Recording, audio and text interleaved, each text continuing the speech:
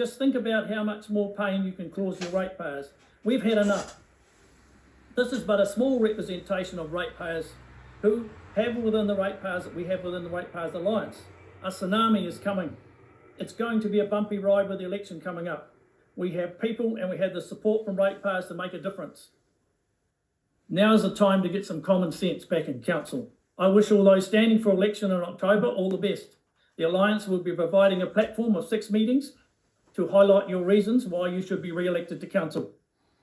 If council continues to push ahead with initiatives that fragment rather than unite our community, it will face increasing resistance. Not just from our Alliance, but from everyday residents who want their council to focus on roads, water, rubbish and fair governance.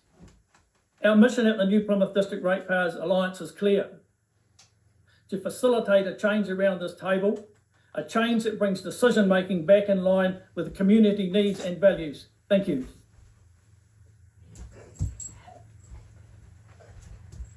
Good afternoon. I need to say to most of you today that you are so out of touch with the people you represent. Some of you are doing what you think is best, but I want to talk about how what you are doing is disrupting and disturbing people's lives and causing chaos across town. Even the people you think you're doing the right thing by are suffering under your watch. How do I know this? I know this because we regularly receive around 100,000 views a month on our Facebook page. And as we have grown with supporters, we have also grown with people contacting us about struggles due to council decisions. After people have tried talking with the council in your system and had a somewhat disinterested response, they come to us and they tell their story. My presentation today is about what they are telling us. You've talked about how important it is to spend all this money today to take care of future generations, to make sure they have a fair future. But what about the generation of kids you are destroying the lives of today? Because you are destroying the livelihoods of their parents. You are so proud lower earning families pay a lower factor for rates than families from wealthy suburbs, but the rates increase for low income families is still well above inflation. Do you people around this table know what inflation does to a low income family? If they are working, they're likely earning minimum wage with less hours work a week than they would like. Pay rises are likely to be the few cents an hour the government legislates. Employers offering these roles are highly unlikely to offer pay increases because their margins are so small. Increasing wages directly relates to letting go other staff, or the employer will have no income left for themselves. Your rates increases to these low-income families is triple the rate of inflation. After a government minimum wage increase, they'll get about $12 a week more in their hand. The $12 has to cover all their increases to live, as well as their rates. It is not enough.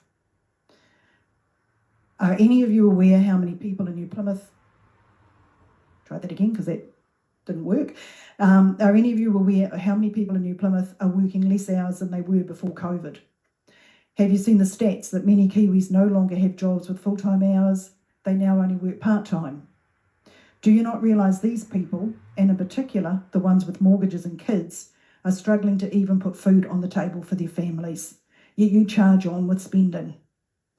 How many of you have been for a walk down the main street lately to see how many shops have closed? Do you not realise how many households that has affected as businesses have quietly gone under, and the quiet agony a family goes through as they lose their income? And the number of employees and their families who also lose their income when a business closes. They've been let go as not enough customers are out spending money. Have any of you thought about how many things the kids caught up in this decline are missing out on with life right now due to the decisions being made around this council table?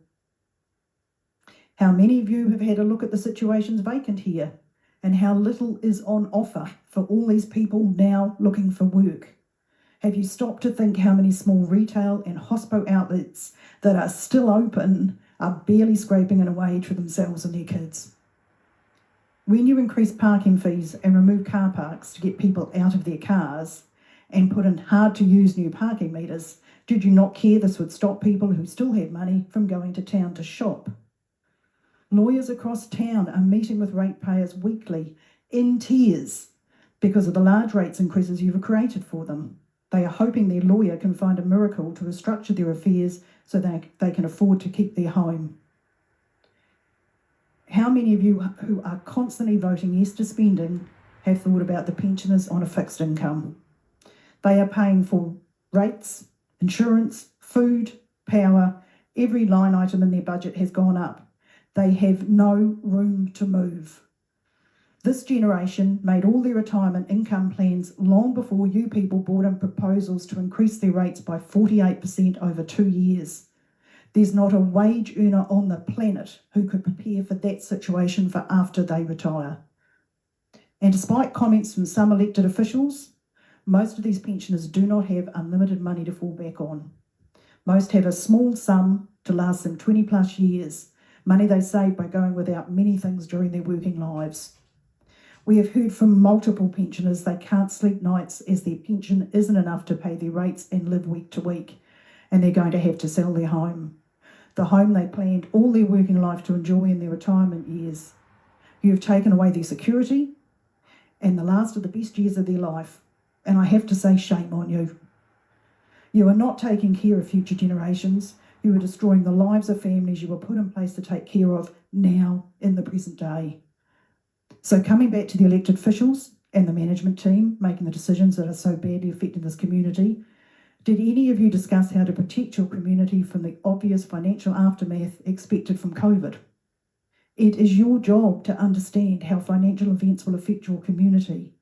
Why were so many projects and debt included in the 2024 long-term plan when all predictions fully expected increased inflation and job losses? Why do you charge on with these plans when your community is telling you they can't afford them?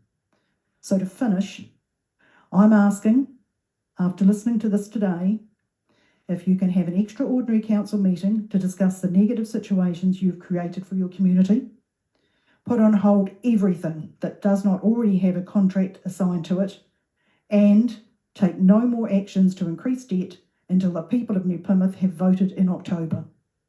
The people have been telling you for over 2 years they do not want this debt, they do not want an increase in their rates, and they do not want all this unnecessary spending.